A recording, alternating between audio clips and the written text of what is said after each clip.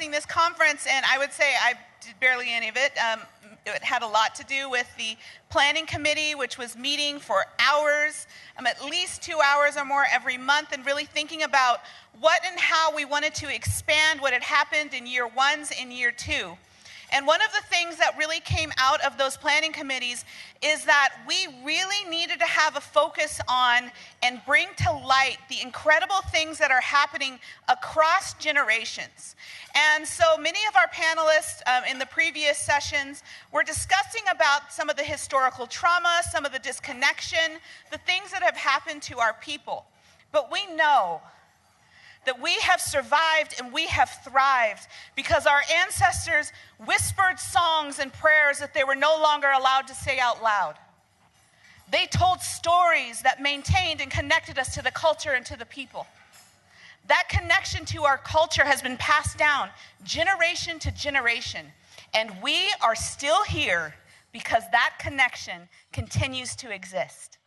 And so that's what these next panels are going to be.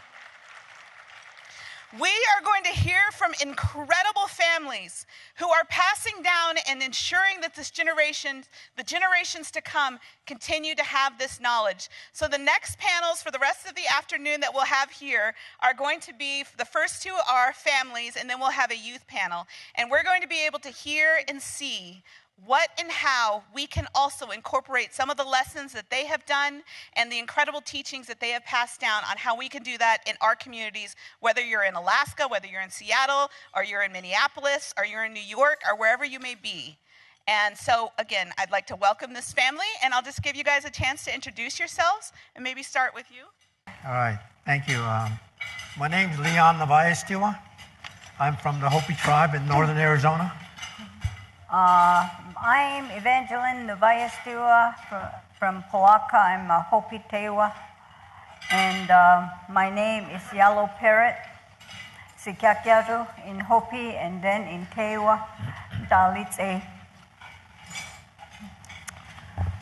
Good afternoon. My name is Valerie Nuvayestewa. I work for the diabetes program as a diabetes prevention educator. My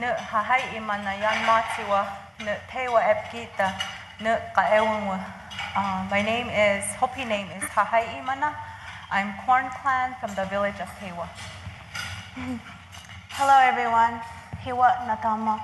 Na Tali Koinayo. Na Yan Pahan Matsiwa Erenistes. Na Kunluta Owa. Na Tewa Epkita. Hello everyone.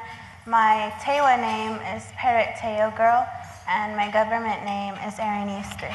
I am Corn Clan from the village of Tewa. Well, I wanted to welcome you guys all here to join this incredible conference. And I think we'll start with some questions. And actually, for all of you out there, we're going to do the Pigeonhole software a little bit different this time. If you want to go ahead and put your questions in as the family is talking, and I'll be asking them these questions throughout the conversation. And so we're not going to wait to the end for question and answers. And again, like previously, if you see questions that you may know the answer to, please put those in. Let's share knowledge with one another. So maybe I want to start with you, Leon. If you want to just tell us a little bit about your family's journey and the importance of traditional foods and passing down knowledge from generation to generation. Okay, thank you. I'm really honored to be here, and I'm sure my family is honored just like I am, and appreciate what's happening this morning, sharing all this knowledge that we have from research, which I think right now is supporting what we have out in our communities. I live up in northern Arizona on the Hopi Reservation. A lot of our farming up there is dry farming, but there's a section of the reservation where there is irrigation. I grew up in the Munkapi village, which is one of the westernmost villages on the Hopi Reservation, and there they have irrigation. So I'm familiar with irrigating our crops, but I'm also living on the east side of the reservation now with my wife, and there most of the farming is dry farming, and it's dependent on the weather, the moisture that we have during the winter time, the snows that we have, and also the rains in the springtime that bring moisture to the ground so that we can have, grow the foods that we have out there. And also what I wanted to share with you was information that I have that's been passed down from generations. And right now, I think there's about two generations from my family, from my grandfather, from my grandmothers, and my father, and on to me, and down to my daughter, my sons, and then to my grandsons. So the information that I'm sharing with them is knowledge that's been carried forward from centuries. And I forgot to mention that on the conference website, I provided some general information about the Hopi and who we are, to give you an introduction of where we came from, how we settled up in northern Arizona, and what are some of our ceremonies that we have, the leaderships that we have that are in positions, religious leaders that we have, the ceremonies that we have, and also the seasons. And what I wanted to share right now was some of that knowledge that was passed down to me. And the first one I wanted to share was the calendar, because the calendar, the Hopi calendar, is the one that provides the direction on when certain foods are available that naturally grow out there, but also certain foods that we plant. And according to the knowledge that I have, is that when we migrated up into northern Arizona, a lot of the foods that we have, we brought our own seeds with us when we migrated from the south up into North America. And the teachings is that these are seeds that we brought with us when we came and settled up in northern Arizona. The migration stories are told every winter to revive and to pass on the knowledge of the migrations that we've had as people. And each one of these stories are told by different clans that we have. We have clans that are similar to the tribes that are on this eastern coast here. With I can't remember the 6 nations there, the Seneca, the Oneida. They have clans also like we do. We have the Bear Clan, the Eagle Clan. So these clans have a chance to share their migration stories every winter, to share this knowledge of where we came from, and also about the foods that we have, the seeds that we have, also the birds that we brought with us when we came up into northern Arizona. But I wanted to share the calendar with you and give you an idea of what the Hopi calendar is like for planting related to raising our own foods. In December, we have a ceremony when the seeds are blessed and consecrated in preparation for planting in December. And these seeds are blessed in a religious ceremony that's conducted in our ceremonial chambers. And this is the time that we call the New Year for the Hopi. It's the beginning of the new year.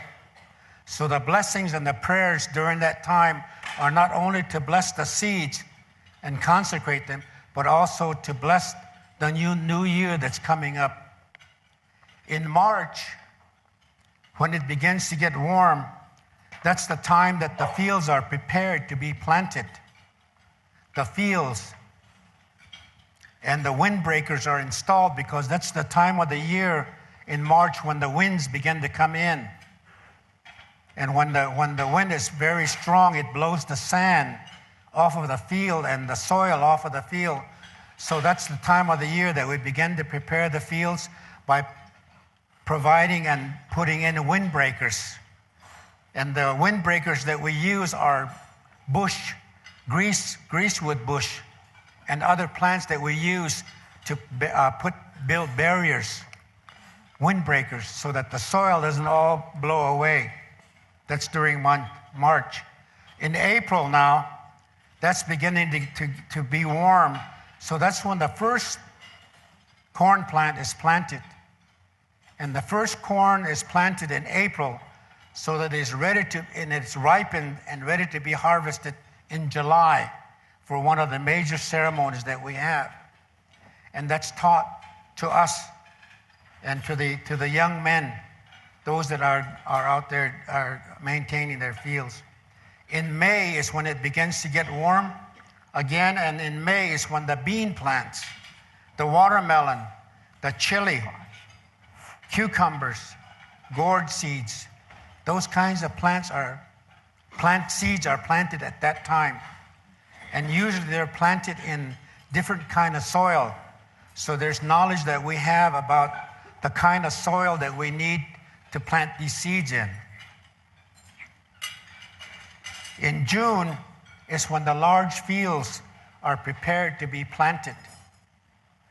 And the large fields are maybe an acre, half an acre, and it's all done manually. But now, today, with modern equipment, we use tractors to plant those fields. But a long time ago, and there are still some members that still plant their fields manually.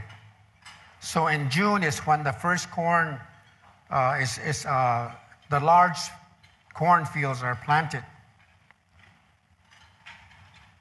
And the first field that's planted is for the religious leaders, the village leaders in that village. That the first large cornfield or a field that's planted is for the village leader. Then after that, the next leader in charge would be the ceremonial leaders. So there's 3 other fields that are planted in after each other. And then after the third one is religious leaders, village leaders' field is planted, then the rest of the people plant their fields. So there's a sequence to that. That's part of the practice that we have. In July is another month where some special bean is planted. And that bean is planted so that it matures by the time harvest time it comes around. And October, of course, is harvest time. Now in planting, I wanted to share with you planting.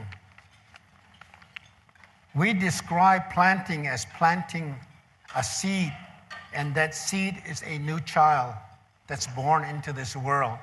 So when we plant the seed, that's actually we're planting life. And of course, plants are living plants. So when we plant that seed, that's what it signifies. It's new life that's going to grow. The seeds that I talked about earlier that are blessed and that have been consecrated, we make sure that the seeds have what we call sona in Hopi, sona. And it's scientifically referred to as the endosperm. Make sure that the seeds have that when you plant it. So you select the seeds and make sure that all the seeds have that, the endosperm. Because if you don't have that endosperm in there and you plant it, it's not going to grow. So scientifically, that's part of the education that we receive. Now, certain plants have to be planted in a different kind of soil. For the corn plants, we plant corn in a field that has a little clay so that the clay then retains the moisture in the ground. For bean plants, watermelon plants, and for other plants that require a lot of water, they plant that in a different soil, which is more sandy. So we make sure that those fields that we have are selected, and we make sure that we plant the right seed in that area. And I mentioned before, dry farming is different than irrigation. So what I learned in dry farming is that we're totally dependent on the snow that we have in the wintertime and rain in the springtime. And that's the only water that's there until July. July is when the rains begin to come. The monsoon begins to return to our area.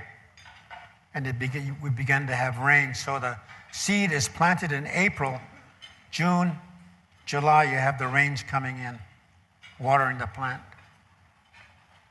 When the large fields are going to be planted, we have a practice where we have young men, usually runners, but just young men who are strong, to mark the field. What they do is they make a track on the field with their feet. They run from one point to the other. And because this is dry farming, we have to make sure that there's enough moisture for one plant to grow. So we plant them 3 feet apart so that there's enough moisture for this plant, enough moisture for that plant. And when we plant the seeds, when the men are planting the seeds down the rows, even though there's a track that's made, the men with their planting stick, they dig a hole about 6 to 8 inches deep. 6 to 8 inches deep.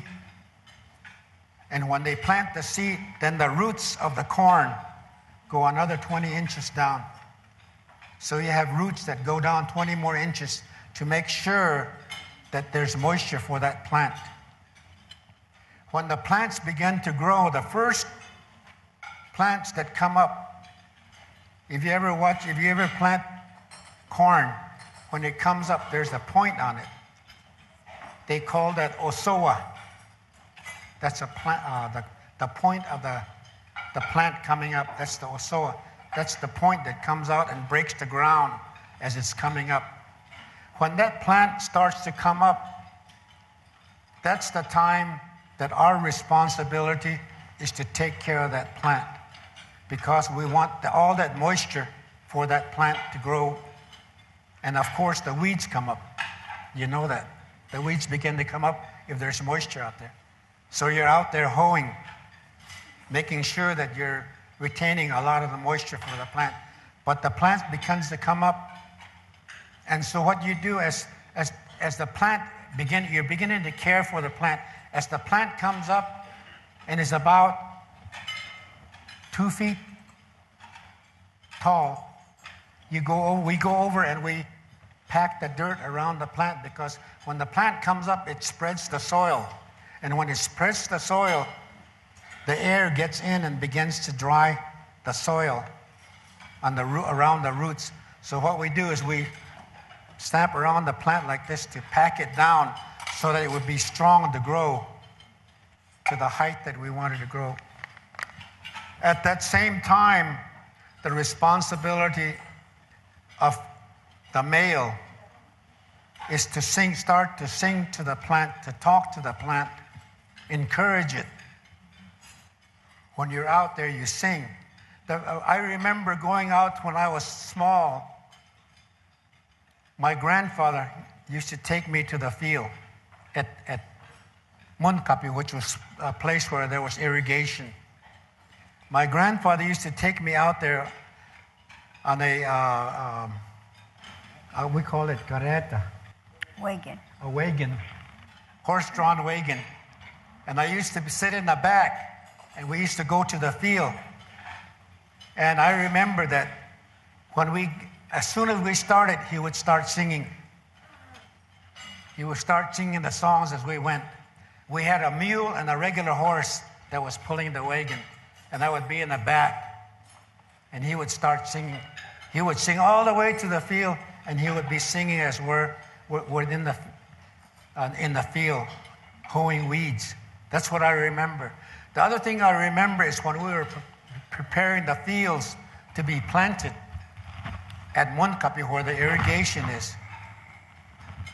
My grandfather from my mother's side, my grandfather from my grandfather's side, he would also take me out there when I was still young.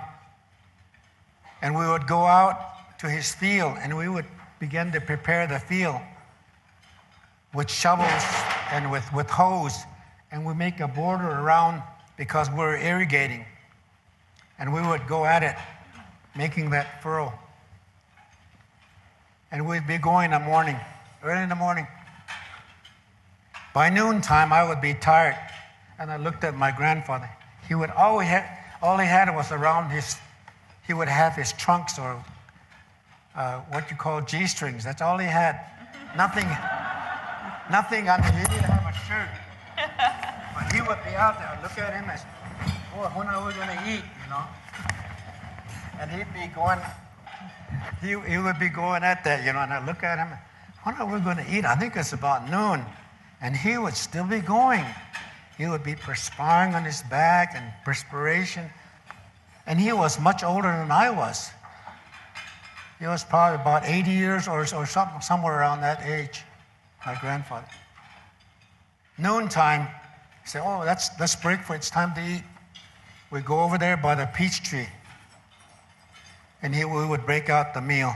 We had piki, which is cornmeal that's made into a, I'm not sure what you would call it. Piki. Like a wafer. Yeah, like a wafer, it's made out of cornmeal. And then onions, and then salt. That was our meal, noon meal. We sit under the tree. So that's one of my favorite foods right there. Piki and onions. That's what I remember.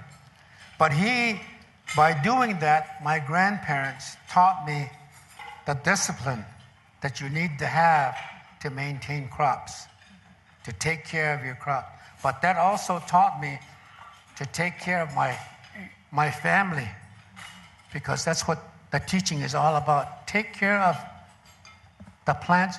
You're going to learn to take care of your family, your children, and you raise them in that way. One of the things that I didn't mention was that when the men were planting the fields where the tracks were made, even though they know they're going in a straight line, even though they think they're going in a straight line, we were always taught to look back to see if we're planting in a straight line. And I learned later that teaching is that you always look back on your life to make sure that you're going in the right direction. And that's what I learned from that. And caring for the plants is something that was taught to me.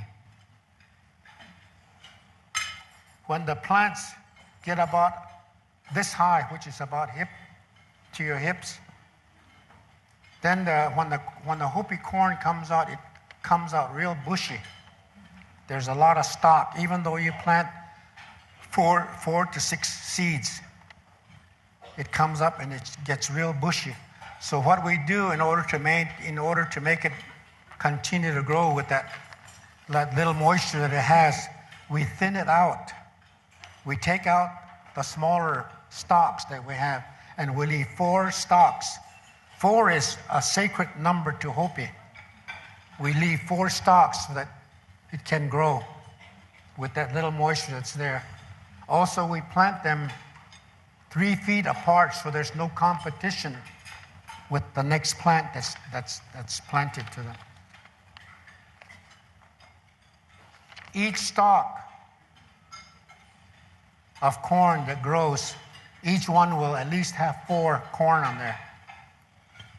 So 4 times 4, that's 16 that you can get out of a minimum that you would get off of one of the, as it matures, the corn grows.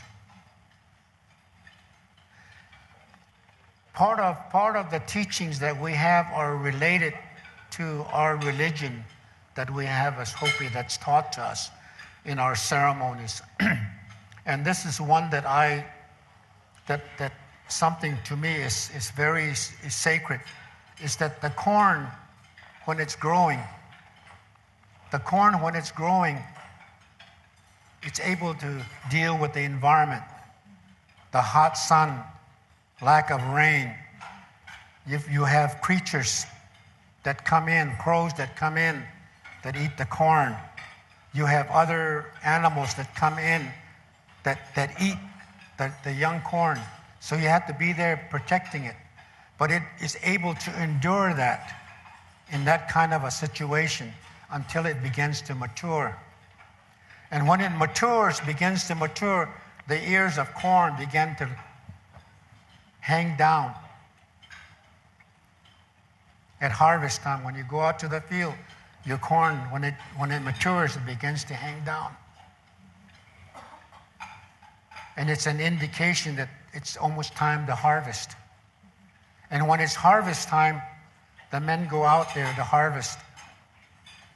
And when they're going to harvest, they give reverence to that plant by pushing the plant over with their feet and saying a prayer. And then the prayer essentially says, thank you. Kwa. Thank you for providing this food for us so that we can continue to be healthy. Now it's time for you to rest. And then you push that plant over. That's the sacredness of this, because that plant is there to give you food, to give you nourishment. And spiritually, what we do is, now it's time for you to rest. You have done your job. And we push it over. And we'll husk the corn off of the stalk. As I mentioned before, some of this knowledge that I received, there was a gap that occurred when I was going to school, and I was taken away to a boarding school. So I lost 6 years to me. I lost 6 years of knowledge that I would have gained if I was there with my grandparents and my mothers. I would have been involved in ceremonies during that time of the year when I was away, which was the school year beginning in August. And I went to a boarding school beginning in August. I didn't return home until summertime, May. So I lost all that months of learning that I would have acquired this knowledge. So my knowledge right now, what I'm sharing with you, is probably about that much. It should be this much, but it's only this much. And I think that's the part of it that we've lost, that we're beginning to lose. I think in this generation that we have coming behind us, they're not going to receive all this knowledge that was there before in my situation. So I just want to say thank you for sharing those teachings with us. And one of the things I was thinking about as you were talking is that, I was taught that story is a gift. So I would like everybody to recognize that we were just given this incredible gift of traditional teachings of the Hopi people. And for non-Indian people, it may not be something you've thought about before, but for my native people, maybe you haven't heard that, but your bodies know it, your spirit knows that this is a gift. And sometimes even when we organize panels like this, we're like, okay, let's get to the questions. Sometimes we just need to sit and listen and be in the story and receive a gift. So thank you for that gift. Thank you. And I deeply appreciate it. And I was thinking as you were talking, and there are some questions that were popping up here on the pigeonhole, which is so much fun to watch. And it was really asking about how have you passed these stories down intergenerationally? And I'd actually like to direct this to your daughter. When did you first, maybe it was just always, or did you recognize a time when you were being passed these traditional teachings? And then how did you think about sharing them with your daughter? And what does that mean to you to share the things that your parents have gifted you to then gift to your daughter? And that's for me? Yeah. I grew up with my grandparents. My mom and dad were always working. They both are educated. They received their degrees. And so during that time, we spent a lot of time with my grandparents. And I learned a lot just by watching children. We were told to be, what did you say? Seen, not heard. So we were always like in the background. We were always in the back of the truck or wherever they needed to go to be. So I learned by watching and observing and listening. And so with my children, and by watching, that means you have to carry that on by modeling those same things. You have to model those same ethics, the same values, and in order to pass that on, because she's watching me. As we're watching my father sitting up here, she's watching me now talking. They watch and they learn everything. Kids are very smart and they'll pick up on everything. And like you said, we were always seen and not heard, but we were absorbing everything, all the information around us. So in that sense, with Erin, I'm hoping that she's learning as well, and I encourage her to spend time with her grandmothers. Unfortunately, she lost a grandparent earlier this year. She was very close to and cared for, and she's very happy that she got to spend that time, and she asked all those questions that we always say, I should have asked that. I should have, made time to write things down. I told her at that time, write things down, ask all the questions you want of her. And so she has her memories now that she's going to keep and be able to pass on and share directly from her grandmother. And now with the technology, she was able to videotape and do all these other things, to preserve those things. And I told her before, there's some things that are just for you, to keep you going spiritually. My dad has passed things down to me that I keep to myself, but there's also things that you have to share. It is your responsibility to share those things with everybody. So, I don't know if you want to answer if I say anything. Well, for me, I already knew that there was an expectation to plant.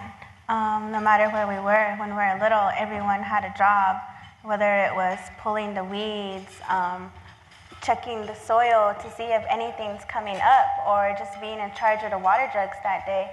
I think it really helped because we were part of the whole process.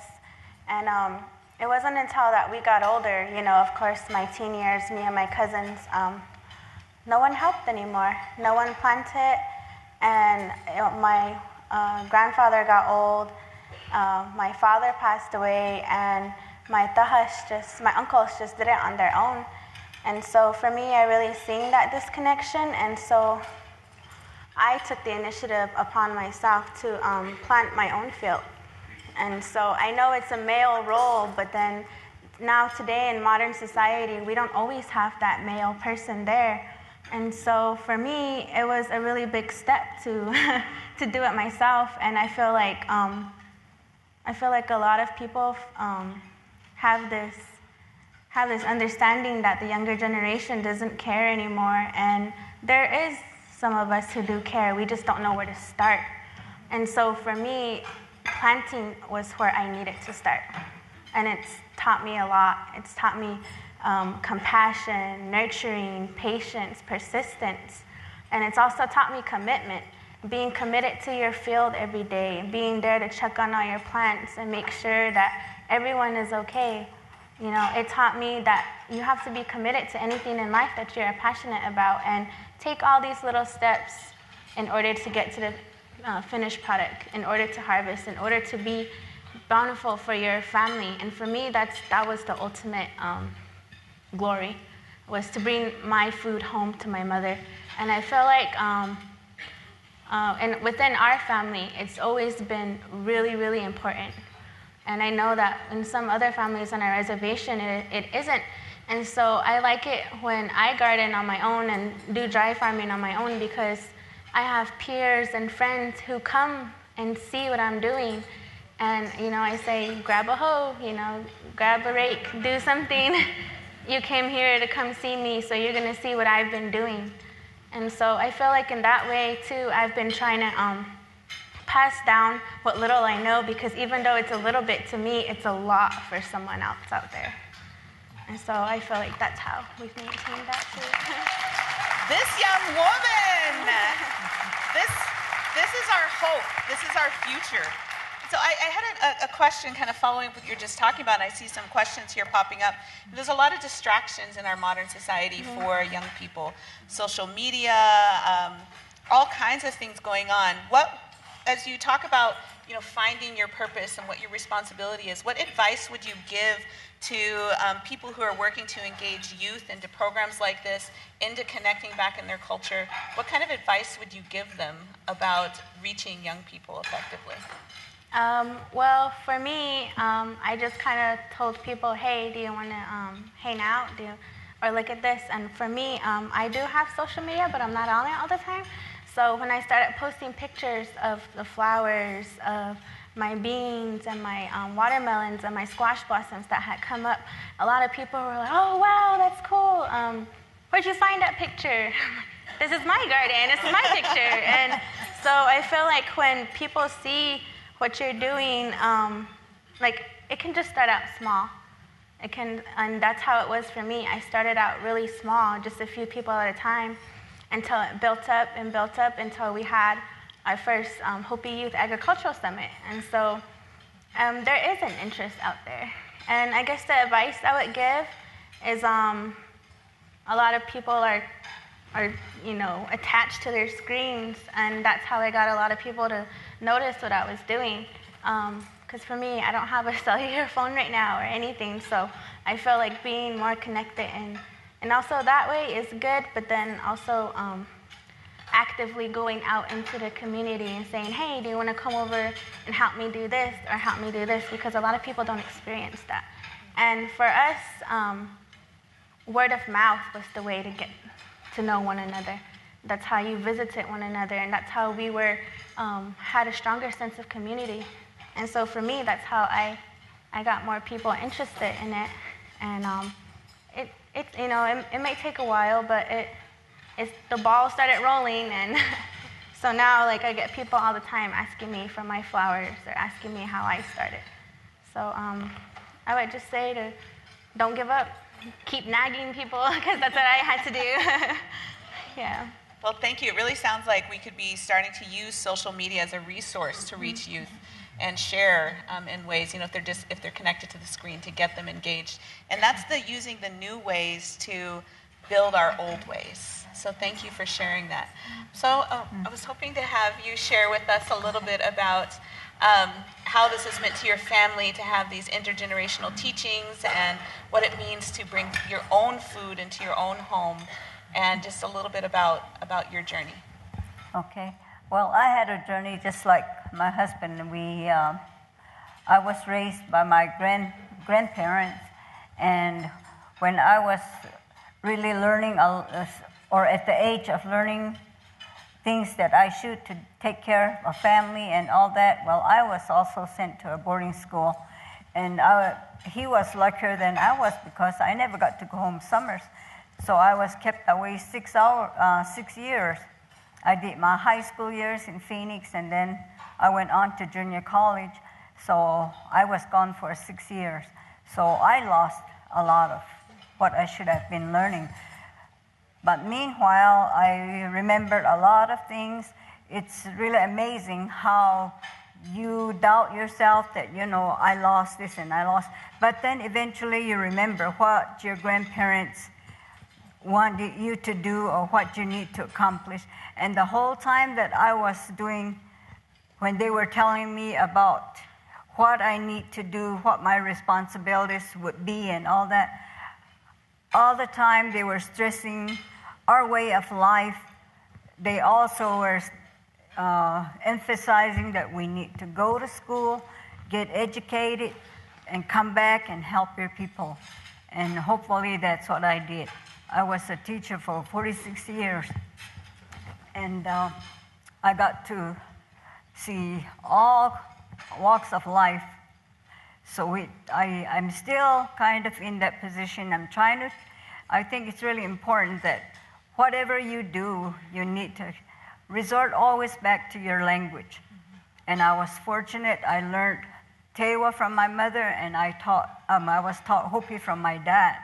So I can go both ways.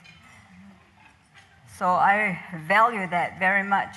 And within those teachings, I learned the names of plants, edible plants that we eat, and processes, even if it's a men's role, like they say, planting big fields. I was in a position to help my grandparents because they weren't that strong. So I used to always go with Grandma. We'd walk for miles and miles to the field. In burlap bags, we would bring our watermelons in, and I'd go out and hoe till you about flop. But once we get home, that wasn't the end. Grandma made a meal for us. We ate quickly. We didn't fool around with anything because we didn't have anything. So at night, then my dad would bring out, when he was there, we'd be at the sheep camp during the summer, herding sheep along with tending to our fields. he would come out in the evening with a lantern, and we were expected to not sit around. We didn't have any kind of media or anything to look at, so he'd bring us all out with the lantern, and we'd be digging manure all night, practically. We'd dig, and we'd have big old pieces like so, and we would put them in a certain pattern, so yay high, and then when they all dried, we would take it to the nearest trading post or to homes where they're making pottery that they fire their pottery with. So that was our evening job. Morning job, we were up before the sun. We were taught never to burden the sun, to be looking at you while you're sound asleep. So our uncles would lash us and say, hey, what are you doing in bed? You're burdening the sun. So we have to be up. When we hear them coming, we better get out of bed. And what we do is we go to the where we had our sheep pen, and we milk the goats, and then we take it to the house, and my grandma would have her cornmeal ready, and we were always taught, only you get ready what you're going to partake of at that time. Never overdo it, because that's wasteful. So she would only prepare just a little bit, or she'd be grinding corn. When she grinds it, then we bring our goat milk, and she'd make us goat milk gruel. And that was very delicious. That's about what I grew up on, I think. And then, of course, when all our good foods were coming in and all our gathering, we had seasonal gathering to do. And that's what I passed on. I tell them, you don't have a choice. You either come with me or you starve, because we're not going to eat anything else. I grew up when we had ration stamps, so we had to wait our turn to buy sugar even. And that was such a big deal. And every time my grandmother would reward us for helping her, she would make us molasses candy, and we'd break it up and make it last forever. Or she'd make us she put a little syrup in it, Karo syrup, so we would make taffy, and we just pull and pull and pull and watched it, how beautiful it looked and how sweet it was. But that was our reward.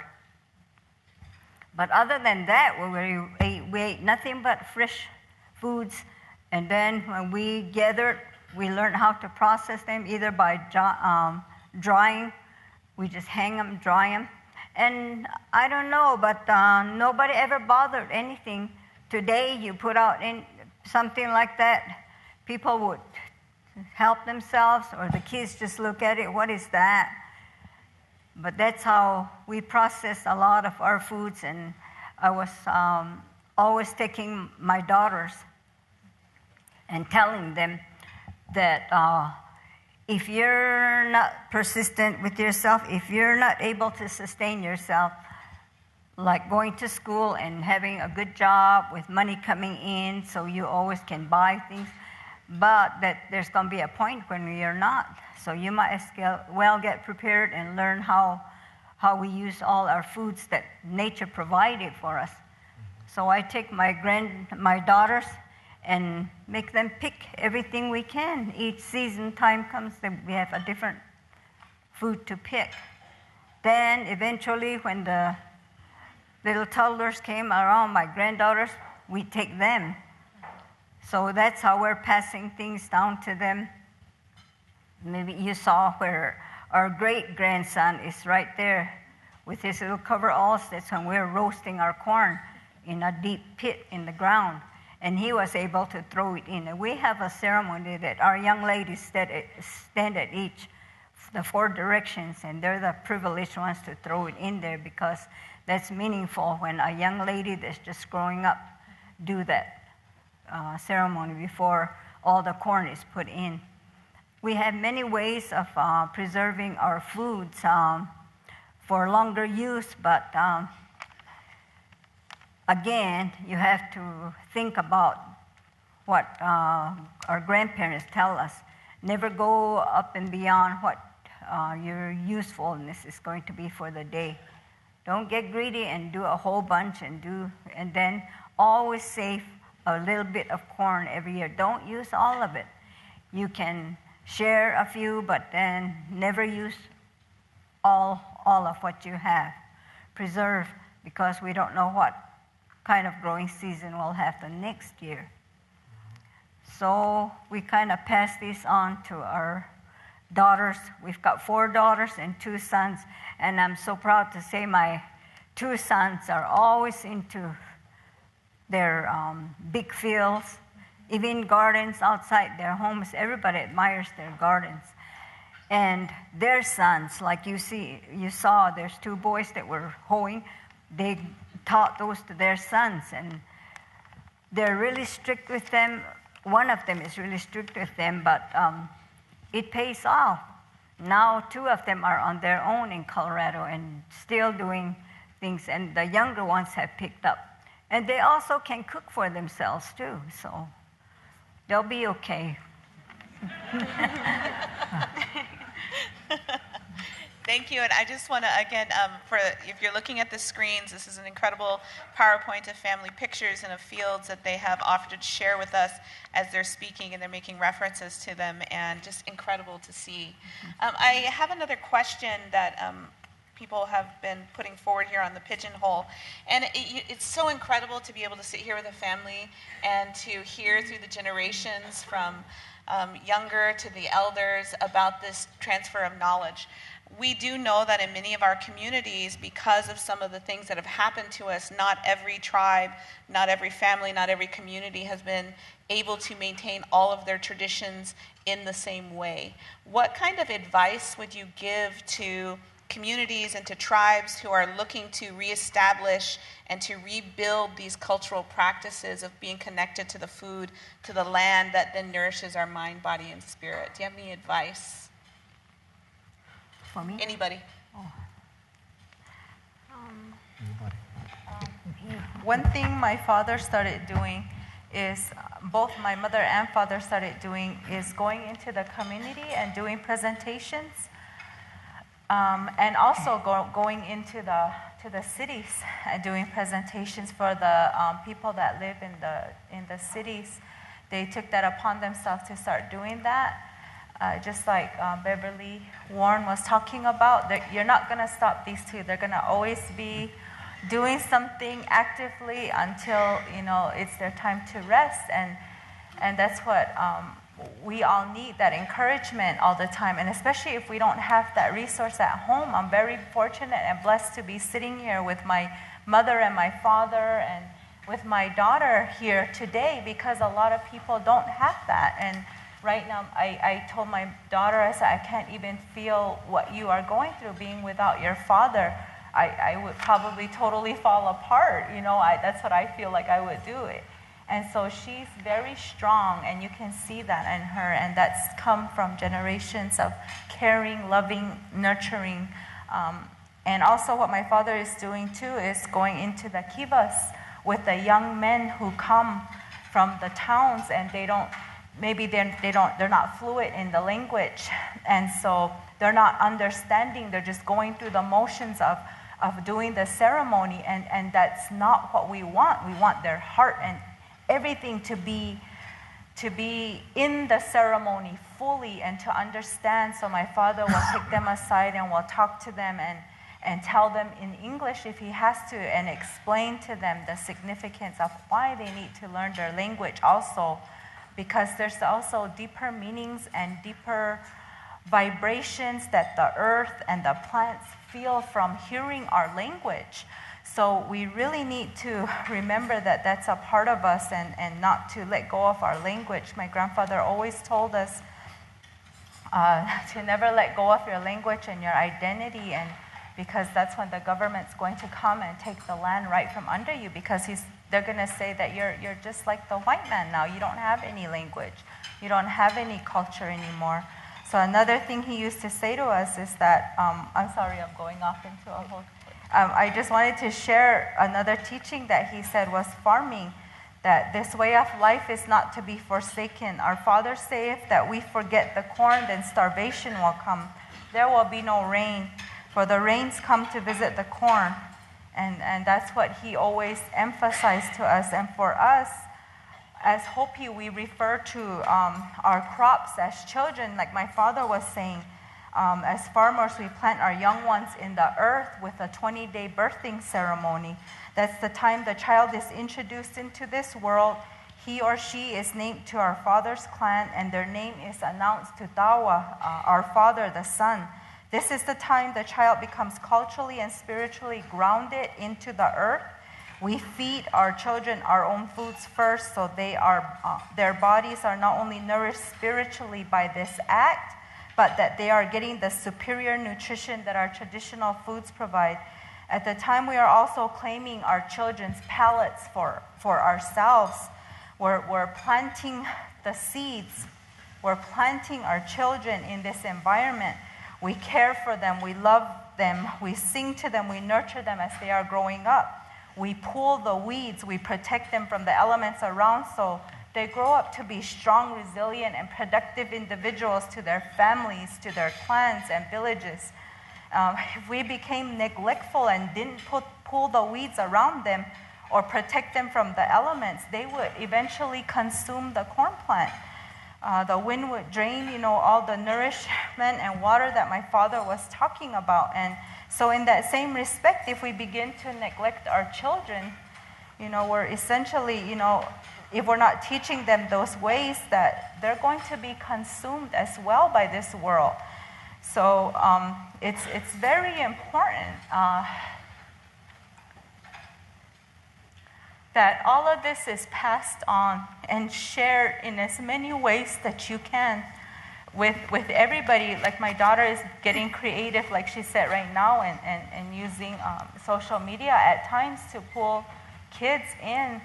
And like they say, it takes everybody in the village to raise a child, and that's what's starting to happen in our household. My brother has a lot of godchildren, godsons, because they see, people, they see him and his boys out in the field. They give their kids to him.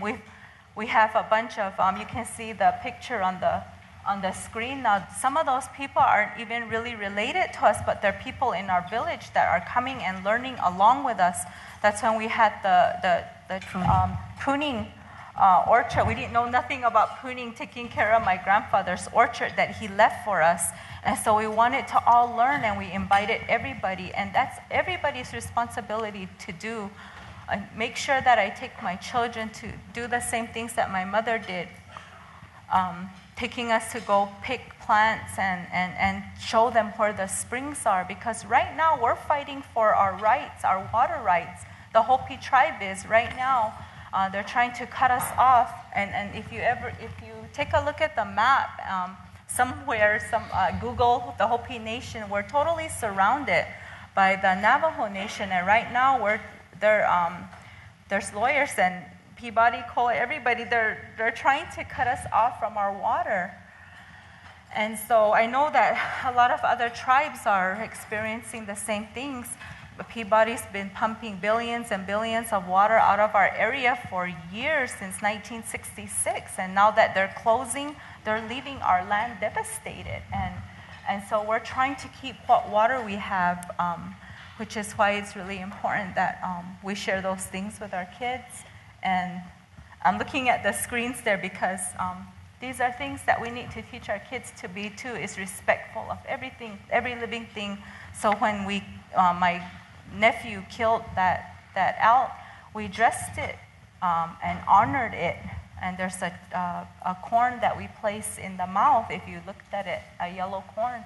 And that's to thank the animal for giving its life, for feeding us. So I know I went off on a whole tangent, but I had to say that. Yeah.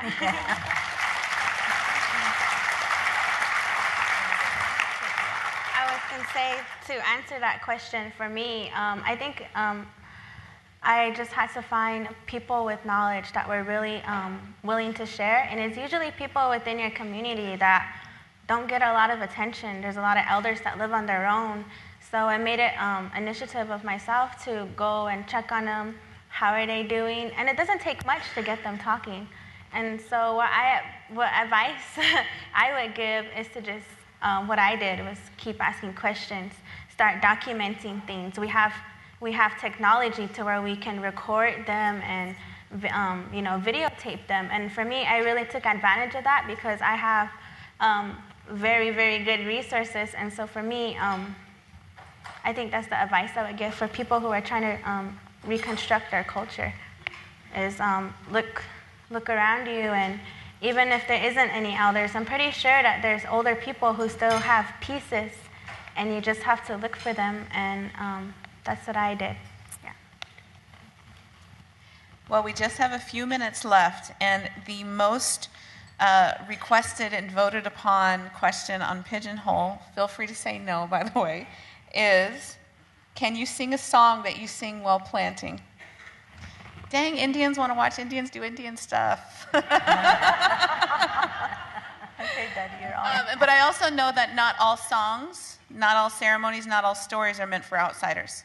And so that is one thing for us to acknowledge, is that some things stay within families, some things stay within communities, and they aren't meant to be shared to the outside. And that isn't because they don't like you. It's because it's meant for that community and nobody else. You want to share a song? But if there's a song you're willing to share, it seems like a lot of people here would like that. Yeah, I thought of it. I was going to sing one when I started the talk, but I didn't practice one at all. But there's one that I remember when that usually hear it every now and then. And a lot of these songs are made to bring the rain to the crop, asking the clouds and rains to visit the crops that have been planted so that they would be nourished, and also to provide the moisture so that they would mature, so that the people and the living things on this earth would have food to eat. That kind of a song. And I couldn't think of one, but one of the I can sing a part of it that I remember. One that a buffalo song. I mean, not a buffalo song, but what do you call it? A social dance, Butterfly. And it starts out, yo na kinaya, yo na wa kinaya, na nan ibapeo o maut peo yo kinaya ne yo ya he. Yo, this is a buffalo song, by the way. Yo na wa kinaya, yo na wa kinaya, na nan eva peo maut yo kinaya ne yo ya he ne yo ya he. It's a ne na nan eva peo maut yo kinaya ne yo ya he. Is a na nan eva peo maut yo kinaya ne yo ya he.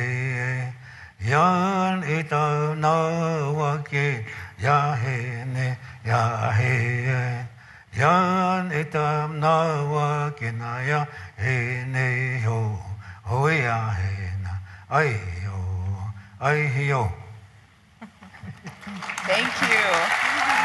Let's give a big round of applause to this incredible family. If I can interpret the song, it's saying that the clouds are wanting to come. Yo na wa kina. The clouds are wanting to come. The clouds are wanting to come to provide the moisture for the plants. And then the other part of it is kwa kwa. It's thank you for the rains coming to provide moisture for the plants. That's what the song is. That's why you see Hopi children when it's raining, you see kids and everybody going outside and saying "Askwali kwakwai" because they're thanking the rains for coming, because it's like where our prayers are being answered. So you see, instead of running from the rain, we don't run from the rain. We go out in the rain and we dance and sing in the rain. So. Well, thank you so much for coming and sharing your stories, sharing your gifts, and for continuing to hold on and maintain our tradition generation after generation. It is because of families like yours that our communities will continue to be strong, to be whole, and not just survive, but continue to thrive, forever continuing. So thank you. I have to share one thing that I thought about was as I was growing up and when I first started school, I didn't know any English at all. And then because I always, well, it was exercise to me, it was work. We always walked everywhere, no transportation. And my reward would ride on the wagon with 2 mules. We had Judy and June. That was our wealth at that time, though. We were really something sitting up there in the wagon. But other than that, all the time we had to walk. We walked, and I guess that was the exercise I was getting, so I was thin as a rail. I was so skinny. And when I went to school, the school nurse that the government provided came around. She says, "Oh my gosh, who is this malnutrition child?" She started pouring cod liver oil into my mouth. Every day I had to go and open my mouth and have cod liver oil. And then she'd come the following week and say, "Now I know who didn't gain anything, but we're going to check our weight." They used to check our weight every week.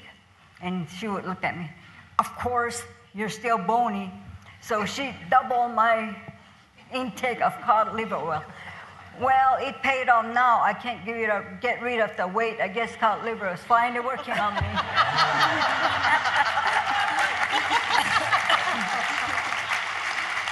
Well, thank you so much, and I appreciate you guys being here. And they are going to be here. Please reach out, talk to them, sit at their table. Maybe I'll give another door prize. You could come and introduce them. And so thank you guys very, very much. We're going to take about 5 minutes to switch out. So if you want to take a quick 5-minute break, but I will chase you down in the halls.